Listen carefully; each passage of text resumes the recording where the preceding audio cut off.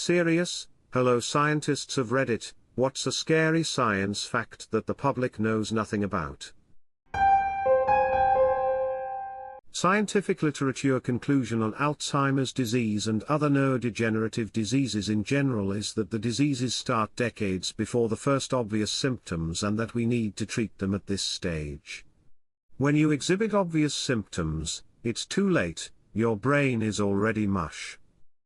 If you get diagnosed with Alzheimer's at 65, you had the disease since your early 40s at least. And you experienced very mild symptoms but didn't notice it.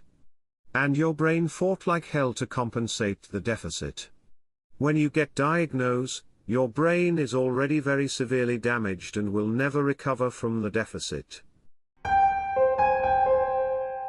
If your dog swims in a lake after receiving a spot-on flea treatment, it absolutely decimates the invertebrate population. A large dog swimming in 8 Olympic swimming pools worth of water soon after treatment will leach enough neurotoxin to kill 50% of the lake's invertebrate population within 48 hours. There's some awareness of this, but it's not being taken seriously enough. Edit, I need to add, when I say after I mean relatively soon after, within say a day, to have an effect quite this devastating. The leaching does reduce over the month, but it's still there and the effect of multiple dogs still allows for a terrible buildup of chemicals. Prions. Misfolded proteins that cause a cascade of protein misfoldings that lead to amyloid plaque buildups, resulting in uncontrollable neurodegeneration that is fatal in 100% of cases within 2 years. There is no cure. We don't understand what causes it. We don't understand the mechanism of the misfolding cascade. We don't even fully understand the structure of the misfolded proteins. It could in theory happen to anyone, at any time, and there's no way to tell until you start showing symptoms, at which point you might have 18 months to live, if you're lucky, the last 6 of which will be intensely unpleasant. Coronavirus/COVID-19 was not surprising nor unexpected by people working in public health. And it's not the worst case scenario by any means. Ironically, the success of public health has been so dramatic over the past 150 years, that politicians and the general public forget how important it is. And how much authority government officials have in a public health crisis. Some forms of anesthesia don't numb you to pain, they make you forget that you felt it. That reminds me that early anesthetic for children didn't actually stop pain and just paralyzed them. The doctors just didn't believe the kids describing the pain, and it wasn't until a child of a doctor was able to recount in detail the medical procedure and how he was cut up and what caused the pain that they stopped using it. This is all from memory from a college neuroscience class, so I don't recall the specifics. Antibiotics has been abused and misused for so long, that various bacteria strains have started to get resistance to them. What used to be a treatable infection, might soon become deadly because we are unable to treat it with the antibiotics we have today. There is research to try and find other ways to treat antibiotic-resistant bacteria, but until then, please use prescribed antibiotics until they are finished, not until you feel better. If unsued, do not flush them down the toilet or put them in the bin, give it to a pharmacy so they can discard them correctly, and use antibiotics when necessary. Some countries give them willy-nilly while others are more conservative. If you live in the Netherlands and your house is older than let's say 100 years and you have not renovated your plumbing, chances are fairly high that you can get lead poisoning. It is impossible for water treatment companies to pinpoint where they are and how many, and many building plans do not include the plumbing schematics. So check your pipes for lead, they can do harm, especially to children. Cancer geneticist here. Most cases of cancer that are sequenced generally just denote the prognosis or how long a patient has to live, rather than treatment options. People always say let's cure cancer, however this simplifies cancer as though it is only one disease. It's far more complicated than that. I studied at one of the largest cancer hospitals in the world where the motto is to make cancer history, but the only obtainable goal is to make it chronic. We study and research as much as possible, but every cancer requires different research, and unfortunately the powers that be often prohibit funding and proficient research. It's work I am passionate about, but also a broken system that is infuriating to work in. On the flip side of the great attractor is the boat is void, which I find a bit creepy. The boat is void, sometimes called the Great Void, is a huge, spherical region of space that contains very few galaxies.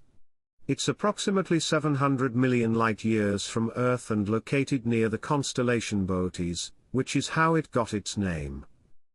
The supervoid measures 250 million light-years in diameter, representing approximately 0.27% of the diameter of the observable universe, which itself is a daunting 93 billion light-years across. Its volume is estimated at 236,000 mcp3, making it the largest known void in the universe. At first, astronomers were only able to find 8 galaxies across the expanse, but further observations revealed a total of 60 galaxies.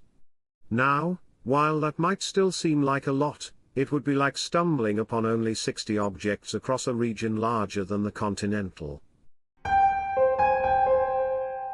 Chance of survival. Yet, the bomb was originally designed to be twice as powerful. Edited to add further clarification. Edit 2, thanks for all the upvotes, folks. A repeat of an earlier post, but damn does it fit so well. The original nuclear bombs leveled the cities they detonated over, yet are considered puny by today's standards. The most powerful nuclear bomb ever created, the Tsar Bomba, had an explosive yield 3,000 times more powerful than the original nuclear bombs, and its power was calculated to be more than 10 times the combined power of every single munition used in World War II. That includes every bullet fired, every grenade thrown, every artillery shell fired, every bomb dropped, and of course, the 2 nuclear bombs dropped.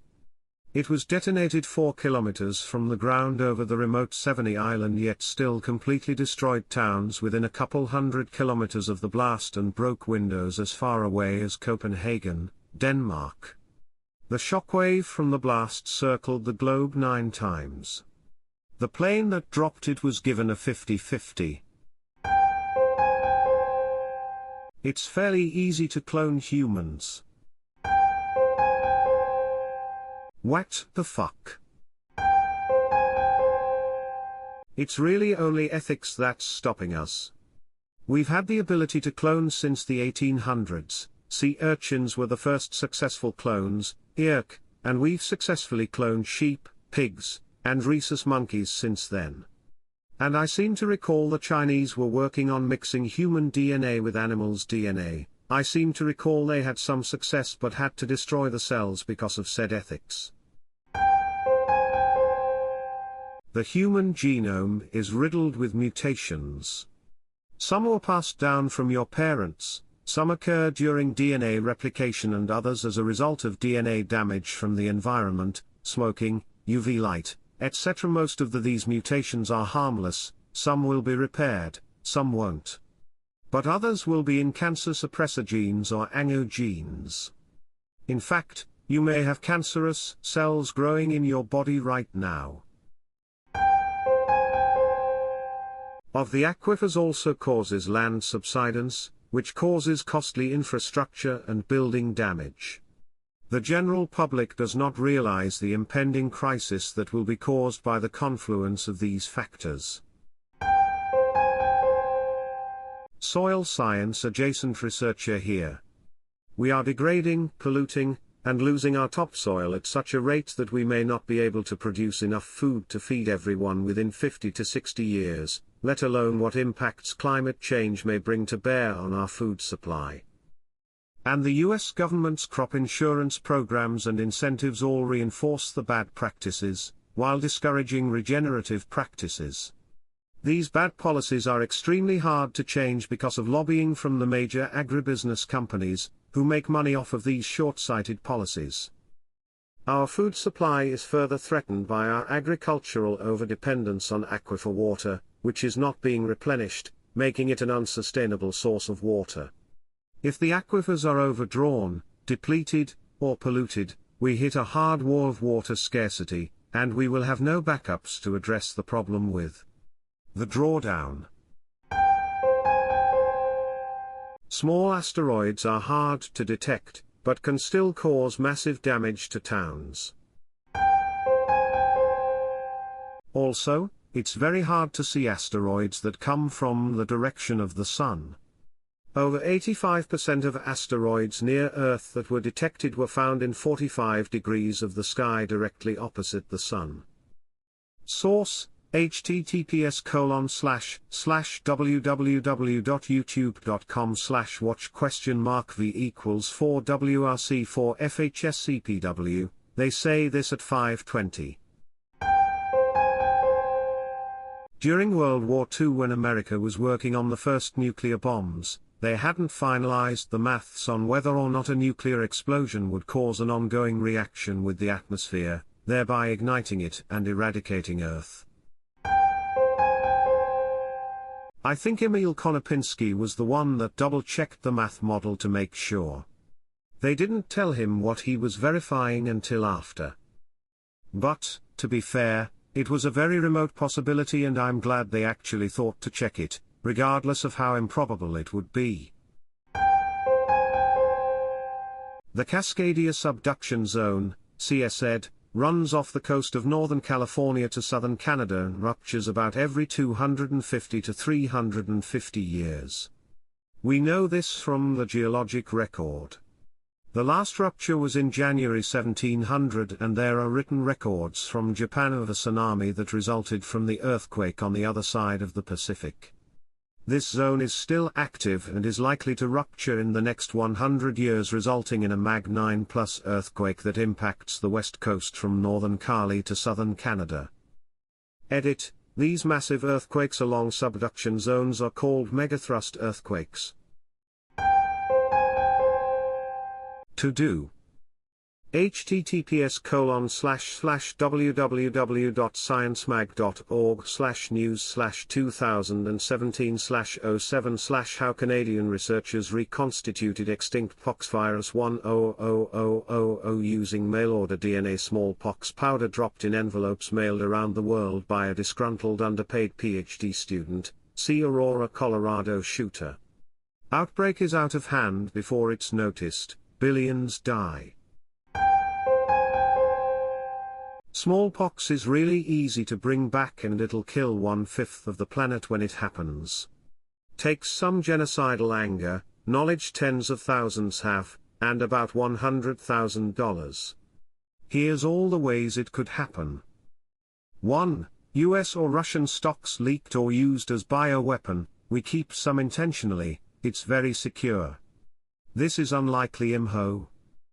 https://www.newsweek.com/smallpox eradicated 40 years ago as Russia stocks virus 1476932. 2. Accidentally bumped into at an old lab, leaked during cleaning or something. Forgotten stocks, still occasionally found. Leak spreading very unlikely. IMHO. https://www.nature.com/news/NIH finds forgotten smallpox, store 1.15526.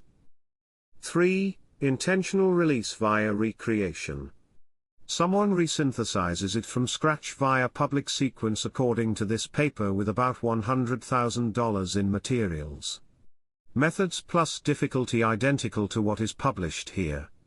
It's totally possible, almost simple. Parked in deep, concrete-roofed parking garages and the like, but our entire infrastructure would be useless for years. It'd literally send us into a mini dark age while people tried to get things working again. Recovery would take decades to centuries. There's a solar event known as a CME, or a coronal mass ejection. It occurs very frequently on a cosmic timescale. Every few decades to centuries there's a decent size one. Why are they scary? A CME is a massive burst of radiation, easily able to fully envelope the Earth in its path, and it's the equivalent of a non-stop EMP barrage. The last time a big one hit Earth was when we had telegraph lines for communications and they spontaneously caught fire.